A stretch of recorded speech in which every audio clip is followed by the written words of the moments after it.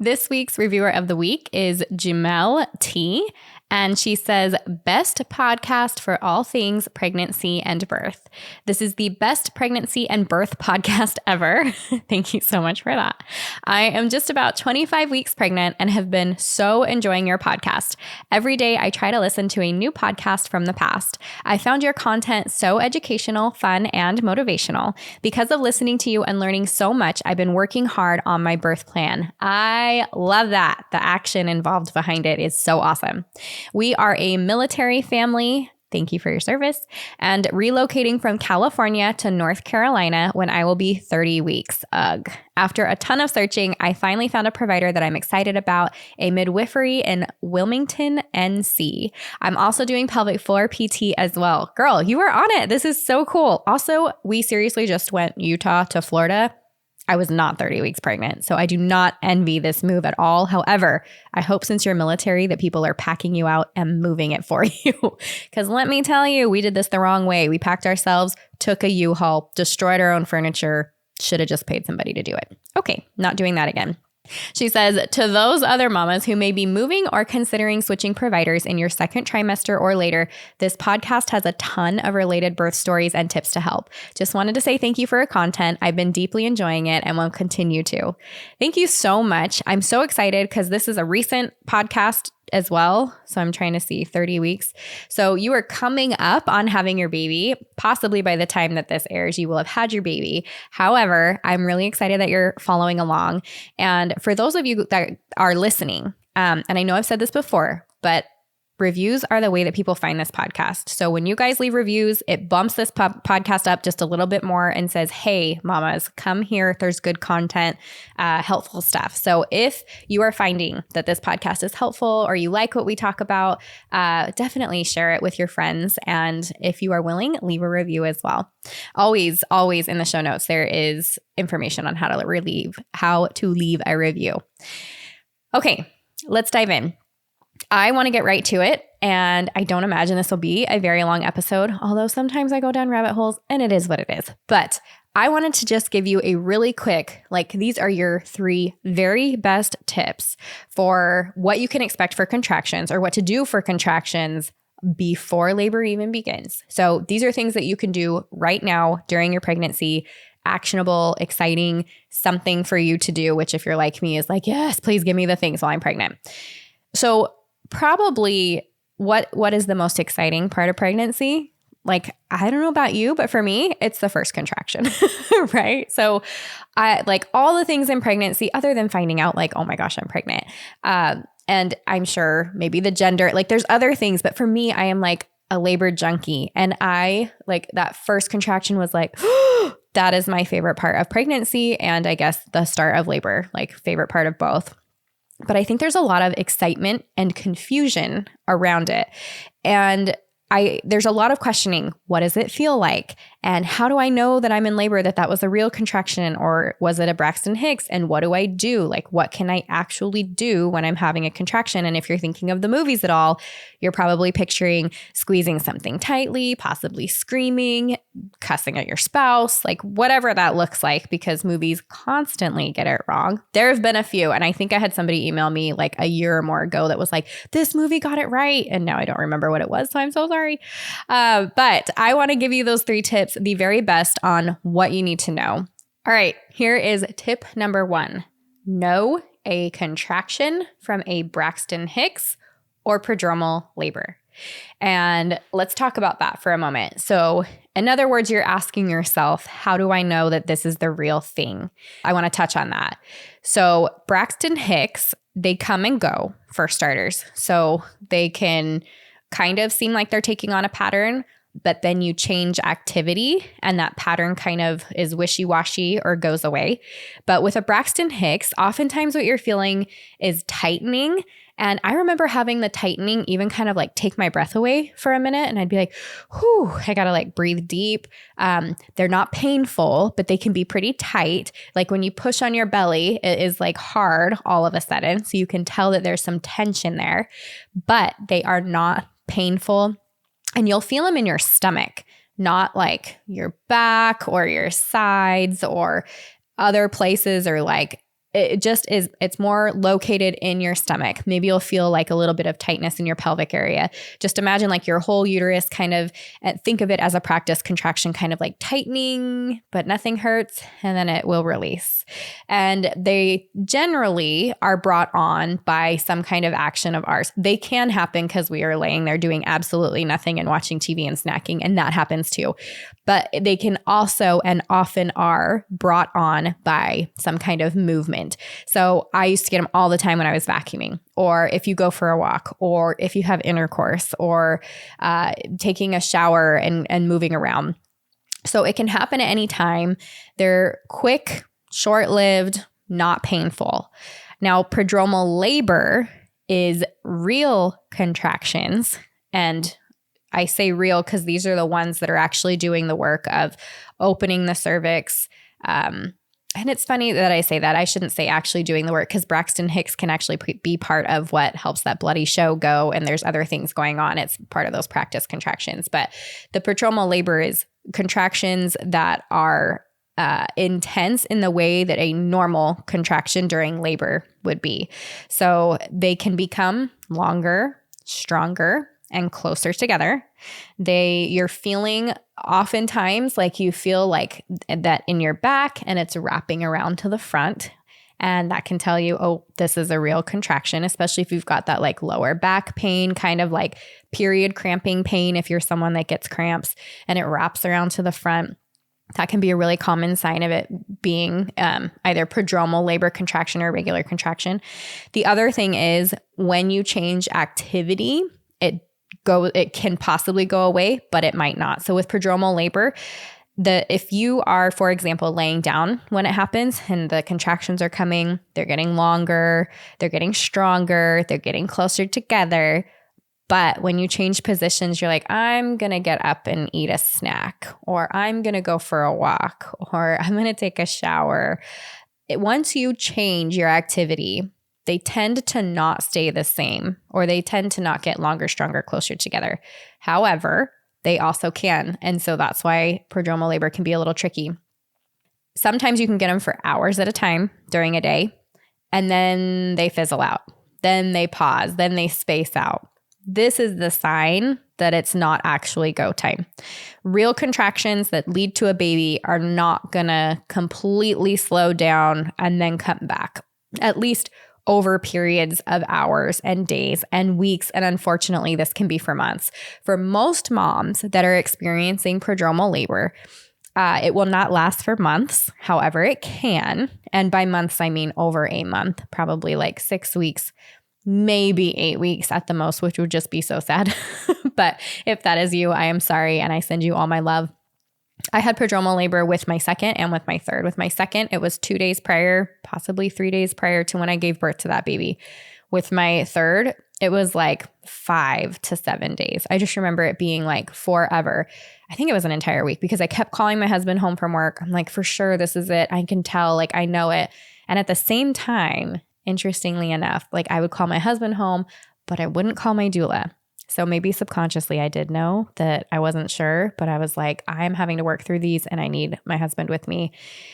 But prodromal labor is so tricky. The big thing with prodromal labor is the mental exhaustion. So because you're like, this is it. Oh, wait, no, it's not. Wait, this is it. No, it's not. And that's hard to deal with over a period of time, especially as your body's becoming physically more tired too. Some things that you can do, and I'll just say it really quick because I have other episodes that deal with prodromal labor, and I want to work through these tips. But some things that you can do if you're trying to figure out if it is prodromal labor or if you're trying to have prodromal labor turn into, let's go, real labor. It can be a positional thing, which is very, very common. If you're having prodromal labor, you want to do positioning things, spinning babies, forward leaning inversion, side lying release, rebozo shifting, pelvic tilts, that kind of thing.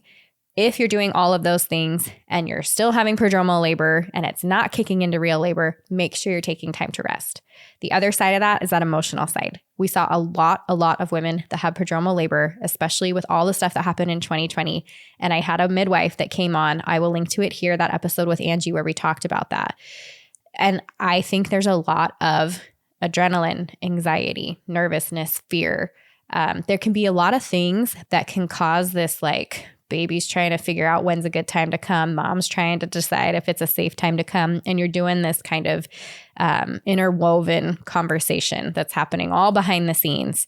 And I actually just interviewed with another podcast where I was the interviewee. And she talked about, she's a midwife, and she said, we see a lot, like sometimes with prodromal labor, mom is holding on to something emotionally or spiritually that is not allowing things to go. And so she actually said what she tells her women to do is go home and have a good cry. There's something, you need to go have a good cry. And she goes, it is so interesting how often after that happens, mom will go into labor officially. So there are a lot of things surrounding prodromal labor that can be the cause or that can be part of what's happening. But just know that there is a difference and there's some things that you can do. Now, real labor contractions. And as I mentioned, this is probably the most common definition that I hear as a doula. Like I'm texting back and forth with mom and she's saying, I think I'm having contractions. Okay, describe them to me. I feel them like menstrual cramps, low in my back. And, they're coming this far apart, lasting this long for this many hours. It's been happening. I'm like, okay, yeah, that sounds really good. Make sure you're breathing through them, rest, make sure that you're eating some protein, carbs, fat, fiber, and let's get back together and chat in a little bit, and I'll check back in with you and I'll get that text. So they feel like they're wrapping around to the front now. And that is my cue as a doula is ding, they are in labor. So, and there's a bunch of other factors that I'm listening to how she's talking to me. I'm following all of her, contraction timing app and all that kind of stuff. But this can be a really helpful way for me to know as a doula that these are real labor contractions. That is one of the most common ways that they are described. Starts in the back, wraps around to the front. The other thing is, as I mentioned before, they become longer, stronger, closer together. And what I mean by that is perhaps contractions start out and they are 7 minutes apart. And once you time them at the start of the contraction, from the beginning of the contraction to the end of the contraction, maybe they're only lasting 30 seconds.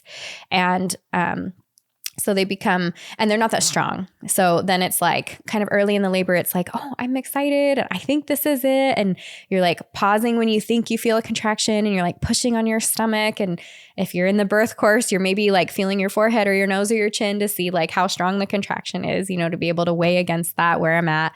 And then there will hit a point where you are, all of a sudden it kind of takes your breath away. You have to pause. There's no more walking through the contraction. You have to breathe. There's no more talking through the contraction. You have to focus. Your eyes might be closed or you are like dead focused on a spot that you're just staring at that spot. You will hit that point. So these contractions that were only lasting 30 seconds long, maybe now they're at a minute long and they're becoming way stronger. They're forcing you to like pay attention to them and you're having to breathe through them. And instead of 7 minutes apart, they're like 4 minutes apart now. And consistently, like they went from 7, now they're 5, now they've moved to 4, and we've been doing this for an hour. There are some telltale signs that not only is this real contractions, but you were in labor. And as most women will say, trust me, you'll know when you are actually in labor. But it is really exciting and really, really fun to think about all the possibilities from the moment you feel any kind of anything. So you're not alone, and it's normal to be excited and it's normal to be anxious and it's normal to want to call everybody, and you can do all of those things and it's totally fine. Now, number 2, your second tip, know how your baby and your uterus work together during contractions. This is an actual thing. It is not just you and your uterus squeezing your baby out. Your baby actually has work that they are doing as well. So at the beginning of contractions, what has happened in order for those contractions to start is your baby sends the signal up to your brain, and that brain produces the hormone oxytocin that says, hey, it's time to have a baby. So from the beginning, you guys are connected in such a way that the baby gets to tell you when it is time to have contractions and work on pushing them out, which is, I think, really, really neat. There are also vertical and horizontal muscles along your uterus. So if you think of clenching your fist, like squeezing your fist and letting go, Think of something similar with a contraction. And for those of you who have seen some of these videos going around YouTube and Instagram and all that, where they show a balloon, if you've seen the balloon with the ping pong ball inside, and the woman is squeezing the balloon at the top and on the sides, imagine that your uterus is using those muscles contracting. That's why it's called a contraction. Those muscles are contracting together. It tightens up, it contracts like a fist, and then it releases. And it does it for different amounts of time. In fact, one of the labor rehearsals that you can use, like here's a fun tip, you can have your husband or birth partner, they can squeeze your arm and get tighter and tighter and tighter, like kind of along your biceps for about 30 seconds, tighter, tighter, tighter till about 30 seconds, and then slowly release. It'll give you an opportunity to think of the amount of time and how you can breathe to get through a contraction like that. We use the same thing with ice packs when we're doing labor rehearsals. So just something fun for you to think about and be able to do together. But as that squeezing is happening at the top of the uterus, your baby, so it's pushing against, because your baby's feet and bum are at the top of your uterus. And if you've ever paid attention to a newborn, if you've ever pushed against the bottoms of a newborn baby's feet, they will push back against you. And so any of you that have your newborns, I want you to do this. Try push against the bottom of their feet. They have a natural reflex that pushes back against you. Well, when that uterus, what happens is the uterus gathers at the top. All of those muscles kind of like gather and crunch together at the top and squeeze and push down. And as it's doing that, it's squeezing baby's bottom and their feet. And so as it's squeezing baby, literally pushing baby down, that baby is pushing against them with their feet and aiming down. They are helping push themselves down through the uterus and down through the vaginal canal, which is incredible how this all works together. I absolutely love it. So understanding that just helps you. It helps me to have a visual, because when I'm going through contractions, it's like one thing to be able to just say positive things to myself. It's another to be able to visualize what is actually happening. My baby, my uterus, what's happening with my cervix, all of that. And then I can like breathe through and focus on those things as if I were helping create that situation. So as all of that's happening with baby on the top end and on the baby's bottom end, their head pressure as well. So we've got this push and baby's pressing down, and then the pressure of their head against your cervix is actually helping to open and dilate the cervix. So their head's pushing down, it's pushing against the cervix, it's helping them push through. It's also squeezing that cervix to be super thin so that it can move out of the way and baby can come right down and be born. Another way that I've heard it described and I think is a good visual is thinking of a turtleneck sweater, putting your head through a turtleneck sweater. What happens to that is that head bulges through that area. It opens and dilates, and that area is going to get thinner to be able to pull that head through. So if you can imagine a turtleneck sweater and putting one over your head, that is a very good visual. It's also another reason why providers will say, if we just break your water, that baby's just going to come right down. Sometimes that's true. Sometimes that's not. Conversation for a different podcast. But sometimes when you break that bag of waters, sometimes that bulge of the waters is just a little soft for the cervix. And so once you can get that baby's head directly on the cervix, then that opening can happen a lot easier or a lot faster. Keep in mind, once you break a bag of waters, you are also introducing an opportunity for infection, and you are losing that little cushion that is also a little bit more comfortable for you. Also, waters will break on their own if left unattended. So that was just kind of an aside. But that is something, my tip number 2, like know what is happening inside of your body and how your baby and uterus work together. That's information for you to think about right now. And you can use it when you're practicing relaxation as well. Like visualize as you're breathing into your belly, all the things that are going to be happening during a contraction, and you take that visualization with you into the birth space so that when there is pain, when there is discomfort, when there is intensity, you can be thinking about the progress that's being made. Pain with a purpose is very different than pain that causes suffering without reason. So that, I think, is an excellent thing for you guys to be doing right now. Tip number 3, have a plan for how you're going to work with your body during contractions. I've said this in podcasts before. It is not like the movies. And you know what? It's so silly because we're like, well, of course it's not like the movies. And I can say that and it just sounds like this silly, like cliche, like duh. However, I will tell you that even with my first baby, that's exactly what I was trying to do. I felt a contraction and I would be like tensing up and like squeezing my husband's hand. And I was so excited to do it. And it was so dramatic and it was not helpful. My contractions also with my first were not strong enough to get a baby out of my body without the help of Pitocin, which caused the issues that led to the cesarean birth. So I didn't even get to go through those really strong, crazy contractions, being able to squeeze my husband's hand and all of that. But when your body is doing that, when your uterus is contracting, you, as hard as it might be, it is a practiced and learned technique. Your job is to get out of the way. Your job is to relax. Your body's job is to completely relax and allow the contraction to happen, which can sometimes be the hardest thing to do. But you can do it, and I'm going to give you a couple of tips on how to do it. So if you haven't been practicing relaxation before, there's actually an episode that I will link in the show notes, and it is a relaxation practice for labor rehearsals. And in that episode, I talked to you about making sure that you're doing a couple simple things, which will cause some kind of muscle memory responses when it comes to relaxing during labor. So the lights are dim. You've got like a relaxed pose. Your body is relaxed. You're using a scent. You're using some kind of scent that you can use and reuse. And then you're focused on your breathing. You're breathing deep into your belly and you're focusing on relaxation. And in that particular one, I think I give you the like head to toe relaxation, how to relax from your head to your toe, like one tiny muscle at a time. And the first couple times you do it, it's going to feel so unnatural and you're not going to be good at it. And you're going to think there's tension everywhere. And you're going to be like, why am I even bothering? Do it for 10 minutes.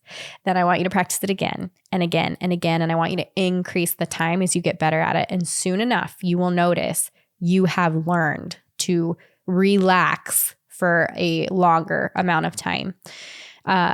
So just know that as your body's tensing up and all this is happening, your job is to relax. So even as contractions get really strong and really intense and you're in that active stage of labor or you're moving through transition, say that, for example, you're having a contraction. So you've got all that tightening, all that pressure, baby's moving down, your hips are feeling like they're pretty spread apart, and your birth partner is doing counter pressure. For example, they're doing the double hip squeeze, meaning they've got a hand on either side of the hip and they are squeezing with those hands towards your spine. So that seems kind of like, well, I just said don't use tension for tension, right? But counter pressure, as you've got pressure that is happening as that baby comes down, that counter pressure can be really relaxing and really relieving. And you, during that time, are still focusing on being relaxed. Your job during contractions is to breathe into your belly, to allow things to be open and relaxed in your perineal area, in your belly, in your shoulders, in your jaw. All of that is to be relaxed. And if you have ever, for example, stubbed your toe or hit your elbow on something or anything that causes pain, what's something you immediately do? You tense up, you maybe wince, you grab it, right? How do you get the pain to blow away or go away? That's one of them. You can blow it away, right? You're like, ooh, that hurts. Like, ooh, shake it off, right? So it's interesting that something you can even think about right now is, how do I handle pain, physical pain? How do I handle emotional pain? Those things, how you naturally normally do them, will transfer into your birth space. So that's a conversation to have with your birth partner. When I'm upset, when my back hurts, what do I do? When you have a headache, what do you do? you get angry and yell at people? Do you cuss? Do you lay down in a dark room? Do you breathe through it? Do you take medication? Like, what do you do? And then let's find some of those tools and techniques that will work. Do you have your husband massage you? I do. Like when I have the headache, I'm like, please, please, please rub my temples. Like, what do you do? What works well for you? And then bring that into your birth space. That's all usable information. I'm going to tell you right now, jump into the My Essential Birth course. If you are loving this, if you're listening and you're like, yes, I want to have all of these tips, tools, techniques, tricks, all that stuff, take a good birth course. And of course, I'm going to invite you into the My Essential Birth course because I love it because it's got all of these things. I'm in there in the private Facebook group for when you guys have questions. We've done labor rehearsals before. The point is there are a ton of really solid things that you can do by yourself and that you can do with your birth partner to help you get through and understand how to work with contractions. So along with that, will be relaxation practice, any kind of labor rehearsals. I mentioned a couple that we do in the birth course here, but you can do that tension one that I talked about. You can use an ice pack. So just like I was talking about the tension and you get tighter and tighter and tighter for 30 seconds, ice pack you can put somewhere on your body. Well, your birth partner will. Somewhere on your body for 30 seconds in that same spot. And it just gets so annoying. And then they can release for the next, for 30 seconds, you leave it in the same spot and then they take it off and you breathe out of that contraction for 30 seconds. Time them however you want, 3 minutes apart, 2 minutes apart, whatever that looks like. It's also really good to understand the fear, tension, pain cycle. So a woman that is not prepared and is maybe not expecting or knowing how to handle contractions or other things that come during labor and birth, it can be scary. And so when you're afraid, you tense up and that tension causes pain. And then we do this over and over and over again in a circle. So when that pain makes us more afraid, which causes more tension, which makes us, and so it just goes in this vicious circle. So if you understand how to stop that cycle by being on top of it, by understanding what to do during a contraction, by not being afraid of the pain and intensity and discomfort because it has a purpose, then that can help you move through contractions really comfortably. The other thing that you can do to work with your body during contractions is to change positions every 30 minutes. Now, there are a bunch of different positions you can use. I think freedom of movement is probably one of the most important things a mom can have during labor because it's going to allow her the opportunity to be in any position she wants at any time. If walking feels good, great. If squatting feels good, great. If she needs to be in a hands and knees or doing circle or eights on the ball or leaning over the toilet, all of that can happen if mom has freedom of movement. And it's easy to be laying down in the bed and be really comfortable there. And then the contractions keep coming and they're getting more intense and to get kind of stuck there. And so this is where birth partners are like, or doulas or any other person in your birth space that is there to help you. They can say about every 30 minutes, like, hey, let's move positions after this next contraction. Let's try this. Obviously listen to mom, but that's absolutely something that you can do. The other thing is making sure mom's getting enough water and that also about every 30 minutes she is using the restroom. So that's a great way like, hey, we're going to change positions or we're going to use the restroom and that'll turn into another position. All of that's really good. Making sure that you have tools around you that you can utilize like birth balls, peanut balls, wet washcloths, chapstick, literally anything that is going to help you work through your contractions without distraction. Yes, even something like chapstick or warm socks, because you don't want to be distracted by the little things that should have nothing to do with how you are working through a contraction. That includes your environment. That's going to include your birth team, breathing techniques, all of that. All of that can help you know how to work with your contractions. So hopefully this is a really helpful, simple, sweet to the point episode, and I will see you next week.